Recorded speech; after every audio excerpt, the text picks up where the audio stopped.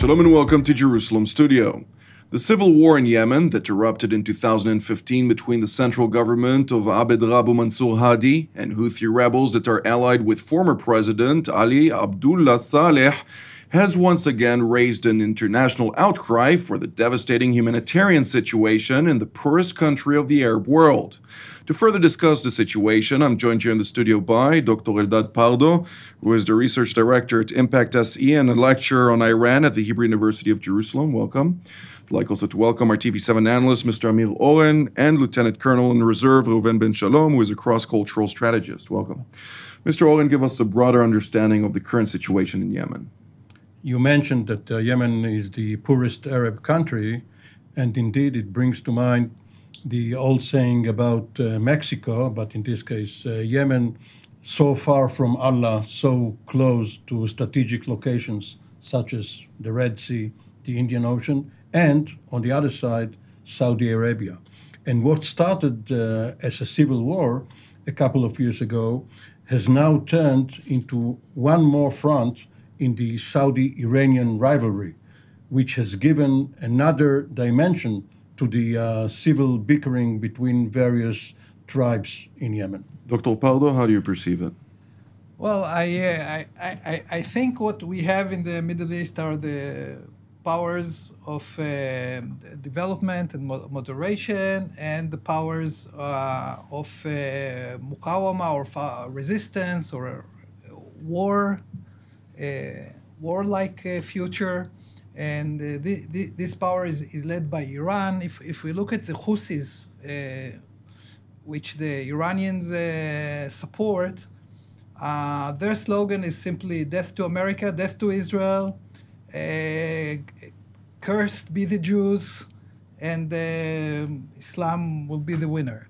So this gives you, in a nutshell, the struggle across the Middle East and in the heart of every Muslim in the Middle East, whether they want to move on into a democratic system, into a future-looking system, to follow in the footsteps of the millions who came out to the streets of the Middle East in 2011, including in Yemen, or to describe all that, as the Iranians do, as an Islamic revolution, uniting everything into one empire with centered at Mecca, but ruled by Iran or ISIS or Al-Qaeda or whoever has this dream. And you have a number of spotlights. And of course, Yemen has, as we just heard, has an important strategic importance because it's close to Mecca, because it's on the waterway of Bab el-Mandab. And it's part of this collapsing Middle East. Colonel Ben Shalom? All these comments, I think, help to frame the problem. I think one of our problems here in Israel, and maybe Western in general, is that we usually frame these kinds of problems as one-dimensional. Yemen, where is Yemen? We're sitting here in Jerusalem, 2,000 kilometers away from here, at the end of the world. Of course, as we heard, it's in the Bab el-Mandab Straits, a strategic location. Also, a framing mistake we do is historic. We just said now that this is a civil war that erupted 2 years ago. That, of course, is a mistake. You have to look at the history of Yemen and understand that for many, many years, there's this clash between the North and the South. Going back to 1990, they only unified the country to one country after the North and the South were two separate states. So this clash between them goes way beyond that. And the problem sometimes with framing something is not only that you don't understand it, but you don't know how to solve it. I would even say that now framing the problem as a proxy war between Iran and Saudi Arabia, so they're good guys, bad guys, and we, the West, of course, support the good guys, this makes us feel like we may soon solve this problem, and of course this is not the case. Mr. Oren. It used to be that world powers were the most important factors there, and obviously Great Britain ruled the waves even then, but starting in the 1960s, there was the Saudi versus Egypt rivalry. At that time, Nasser played the role as a nationalist Arab that Khamenei and other Iranian revolutionaries are playing now. And at that time, there was also what Reuven Ben Shalom mentioned, the North versus South rivalry, Abdul Qawi Makawi, the head of Flossi, the Front for the Liberation of South Yemen, was a very common name at the time. And in 1969, of course, Great Britain decided that it is going to withdraw from east of Aden. And then the regional powers took over the vacuum because nobody filled the role of the British, not even the Americans. When the Americans started to go in, we had the USS Cole. In 17 years ago, the attack on the ship, because Al-Qaeda was very prominent at the time. This was a precursor of 9/11. So whatever the outsiders will do, the Yemenites are going to keep fighting each other. The question is, how much influence does the new or the emerging regime in Riyadh, led by Mohammed bin Salman, have on this particular strife? And I would suggest that for this ruler, the apprentice ruler, the heir apparent, Yemen, like Qatar and like Lebanon, are puppets in a show. Much like the new Saudi leadership decided to cut off Qatar and then had this show with Prime Minister Hariri resigning in Riyadh.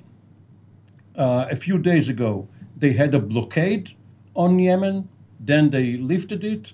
We had this missile being launched from Yemen, probably from the northern part of Yemen, 700 miles north into the international airport of Riyadh, probably emulating what Hamas managed to do to Ben Gurion Airport 3 years ago during Operation Protective Edge in order to frighten foreign airliners from flying into Riyadh. So we have an all-out fight now between Saudi Arabia and the protégés of Iran in Yemen. We may end up in an invasion because the Saudi Air Force has been hitting Yemen, the Houthis, but has not managed to cause any discernible damage. So the next step could be a ground maneuver.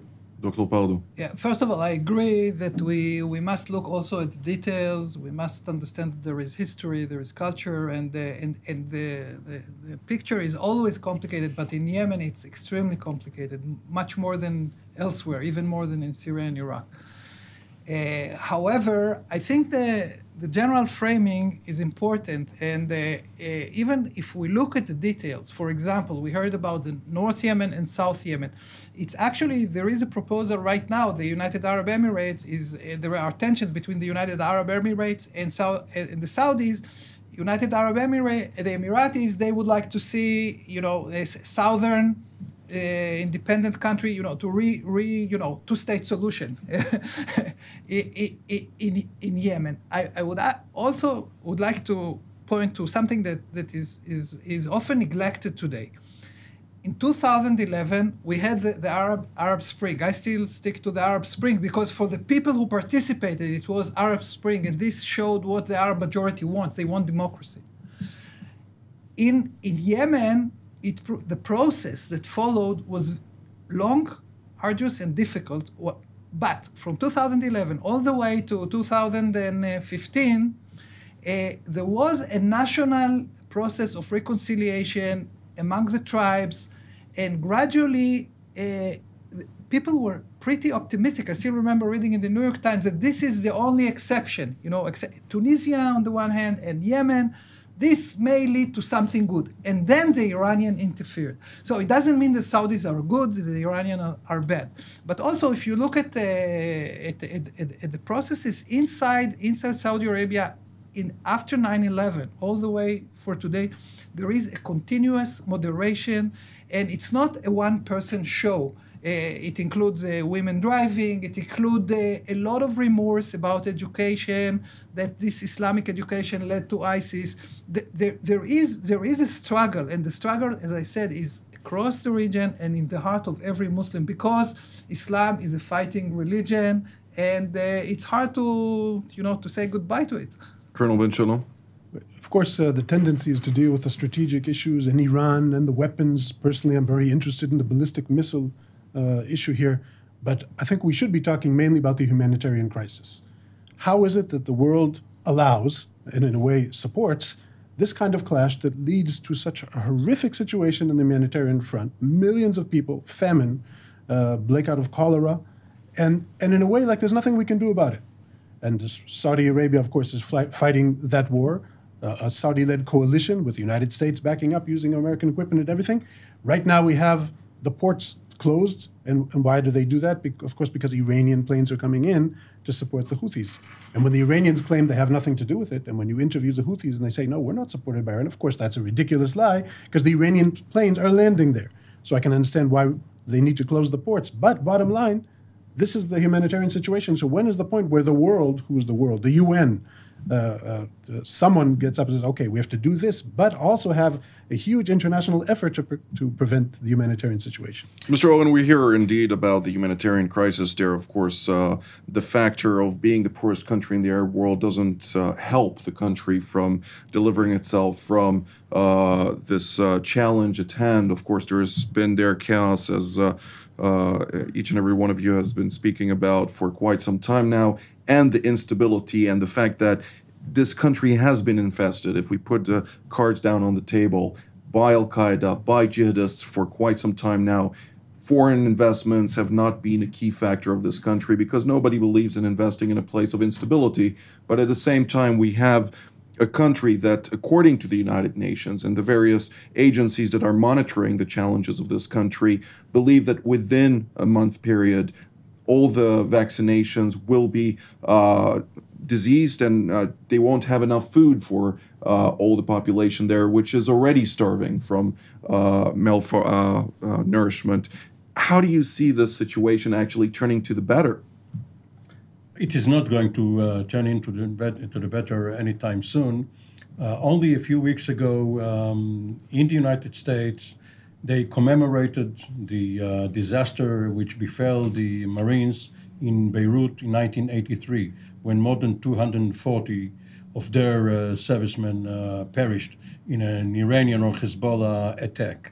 The lesson that the Americans drew from it is that they have to avoid open-ended commitments and that they cannot force warring parties to make peace between themselves by sending American troops there. So nobody, especially under President Trump and the America First doctrine, nobody is going to send people there just to alleviate a humanitarian crisis. Now, if you look at the Israeli interest there, and Israel has supported the royalists, as they were called in the 1960s, the Saudi-supported, British and American-supported forces against the rebels, because Nasser of Egypt was Israel's main rival. So Israel has done a small part, its part, in helping the forces of moderation there.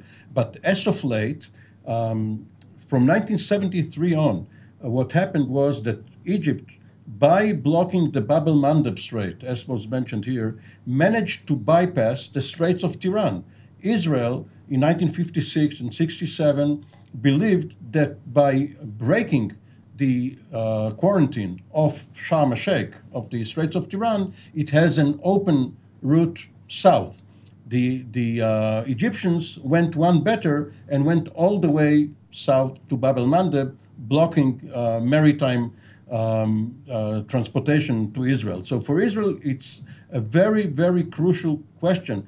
Who's controlling at least the western coast of Yemen, if not the entire country? And if you add to that the clandestine relationship, which has been rumored between Israel and Saudi Arabia, Israel has a stake in the Iranian-supported Houthis losing this war, or at most getting a deal which will pacify the country. Dr. Pardo, what is the aim of Iran in the situation in Yemen? Is it just to bring about havoc and challenge Saudi Arabia for its aspiration of regional dominance, particularly among its neighbors, or is it more of a strategic effort in order to control this maritime regions that have significant quantities of both oil and other products coming through, which obviously affect not only Israel, but also the rest of the West?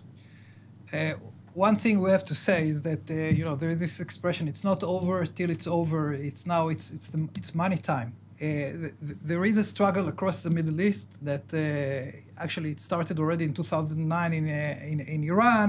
The Houthi rebellion started 2004 already. So Iran is heavily invested in this war. There are many Iranians who died, and all this ideology. And now, in the coming year, the destiny of the Middle East will be decided for decades, and the Iranians want to win over. So they really do the utmost. I believe that the Americans are aware of that. I don't see it so much as a Saudi-Iranian struggle, but more as an American-Iranian struggle. And the question is, who is going to win? And the war is an all front. I mean, there was an analysis by Professor Meir Litvak about Iranian foreign policy, and he said that they have 7 different arenas, and the Middle East is just one. So they are vulnerable in another 6. There is a lot to be done to contain Iran. And as for the humanitarian disaster, this is extremely important. I think that the idea that now we need to solve everything in peaceful manner is just the wrong message, because what we need is to take all these the power and military that after ISIS collapsed, and there is a lot of available power, intelligence power, military power, to be focused and win this war. Based on good intelligence, precise weapons, and quickly, with much effort. And you don't need American soldiers on the ground. Colonel Ben Shalom. I remember in the past when Israel used to present our case, and we used to talk about Iran relevant to Hezbollah, Iran relevant to Hamas. It sounded like Israeli propaganda. Even today, Prime Minister Netanyahu is blamed usually by the opposition as using Iran as a tool for him to bolster his position. But I think he's totally right in what he says about Iran. What we have, and the masks have been torn away. What we see about Iran is that they're working on all fronts. As far as Israel, at least, it's forward operating bases from all directions. But looking at the entire Middle East, it's an overall long-reaching campaign. And I think they're doing a relatively good job at that. That's only their southern front in this dimension. So also here, I think I agree that it's an American initiative. It's not about the Houthis themselves that are bad guys. By the way, they comprise about 50% of the country. And as we said, for many years, there's a clash. Who's to say they're the bad guys? But since now they are being used as the proxies by Iran and armed to the teeth by Iran, then this is a concern. Mr. Oren, why doesn't the United States or other world powers, Russia or so on, actually get involved in such a strategic location when we're talking about the Yemen conflict? Because it seems like a never-ending commitment. You can't depict the end state, what's going to come out of it. How can you impose order on the indigenous forces? And unfortunately, the Yemenites have not been blessed with good leadership. You see a person like former President Saleh, who was against the Houthis. They rebelled against him. He had to run away, resign, then claimed his old position back. Now he is allied with the Houthis because he is a politician and he wants political power. You can't have outside powers want a better life for the Yemenites when the Yemenites themselves do not seem to be actively seeking it, or at least they have other objectives in mind which are more important to them. They have their own culture, their own priorities, and reasonable observers, when they look from afar at Yemen, would rather stay out of it. Dr. Pardo? There are rumors that Ali Abdullah Saleh actually is planning now, together with the Emirates, to switch sides again. And by the way, he's also Zaidi, he's a Shiite. I totally agree that, all these, to paint everything with white brush and, Shiites again, non-Shiites, and the Zaidis are not really Shiites, but the Iranians Shiitize everybody and Muslimize everybody, even though... Let me ask you this on this point. Yeah. Is the Yemeni conflict rooted in the rivalry of Shia and Sunni Islam? I think the rivalry between Shia and Sunni Islam is extremely important, but it's only one manifestation of the conflict. As I said, I think the conflict in the Middle East is between the warriors and the builders. And the warriors are all the Muqawama, whether they are Hamas or all this is variation of Islamism. In the past, these were variations of communism, socialism, Maoism, whatever ideology. In the case of Iran, there is also a great wish for revenge against the Arabs. The Iranians will never forget the Arabs for conquering and destroying their homeland. It's in the culture, it's in the poetry. They are really devout Muslims, but at the same time, they have an issue with Islam and Arabic, and it's an internal conflict, and it's not going to be resolved. Colonel Ben Shalom? I think you need to listen to what they say, as we should do with all rivals. And when they say death to America, death to Israel, damned be all the Jews, so I think they mean it. They also expressed their affiliation with it. They see themselves as part of the entire Muslim world. And so it's far from being a local issue. I would maybe respect it in a way more if they would say, we're fighting to govern our people and we have our way. But no, they see this as part of an overall campaign. Again, this is the issue of the dimension. I want to mention one more thing is, again, sitting here in Jerusalem, 2,000 kilometers away, besides the strategic location importance, I think there's a lot to learn. I think we should observe very, very carefully, because things that we see there, we're going to see here. This always works in this, since it's part of one big picture.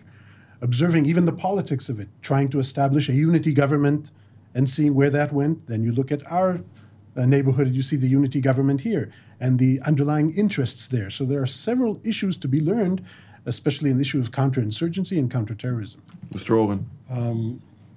As President Kennedy once said, life is unfair. Here lies Yemen at the southern tip of the Arabian Peninsula, almost the only country without oil. Its northern neighbors struck rich. They all started from the same block, but the Yemenite people have been known also in Israel, because there are Yemenite Jews, as very frugal.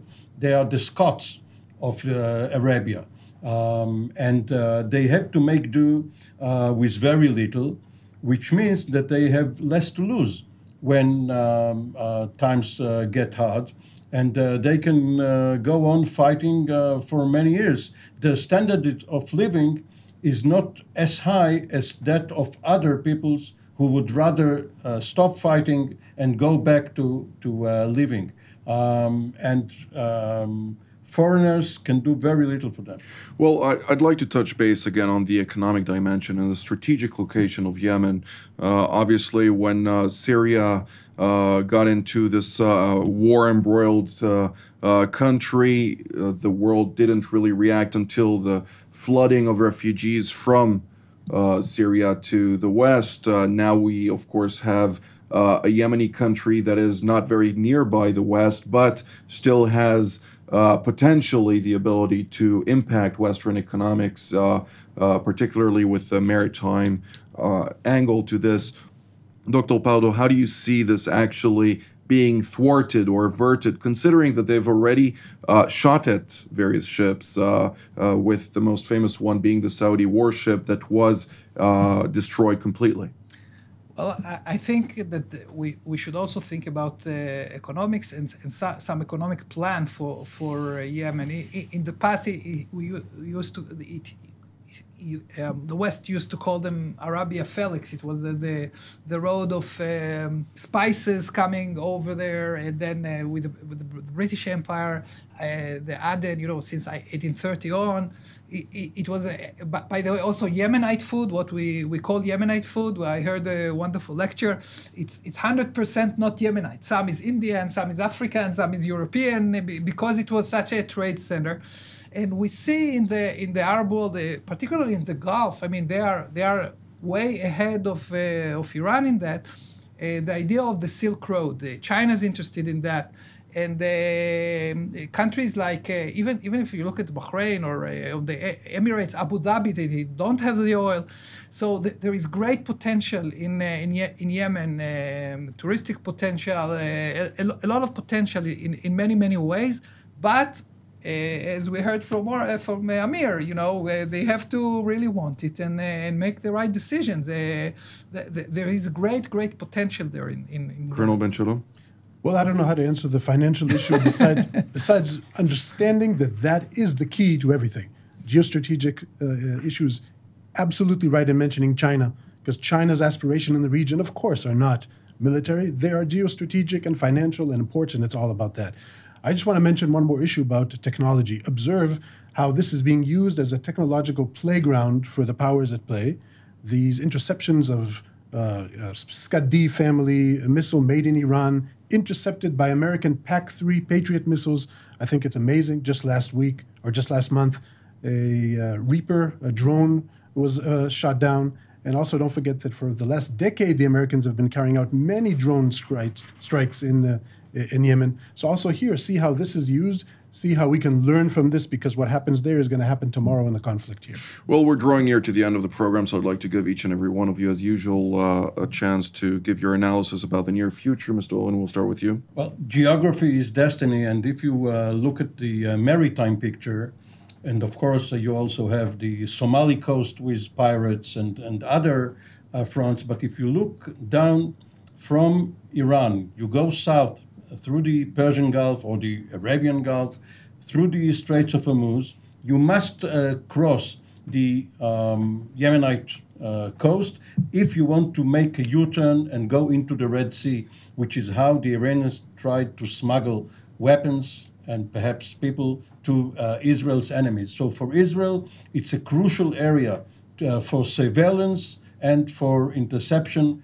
of contraband planned against it. Dr. Pardo, one sentence. Yeah, I think we should stress the ideological war, the future of the Arab world, and make sure that in the coming year or two, in all fronts, Yemen, Iraq, Syria, we'll have more of a rationalistic plays. The relations between Saudi Arabia and the Iraqi Shiites are very important here. We should go over this Sunni Shiite conflict, over this resistance mentality, and try to work with people. Colonel Ben Shalom? We can't predict, we can hardly influence, but I think the humanitarian issue is something that should be stepped up. An international program should be put in place, and I think more can be done. Well, this is all the time that we have for today, so I'd like to thank Dr. Pardo, Mr. Oren, and Colonel Ben Shalom for coming here today. And I'd like to thank our viewers as well, and we will see you next time. TV7 Israel's mission is to give you, our viewers, truthful information, which in effect will give you a chance to really understand what is happening in Israel and its region. If you're blessed by our programs and believe our mission to be important, we urge you to support us and become a voice for Israel. You can support us by going to our website at tv7israelnews.com. This program was made possible through your donations.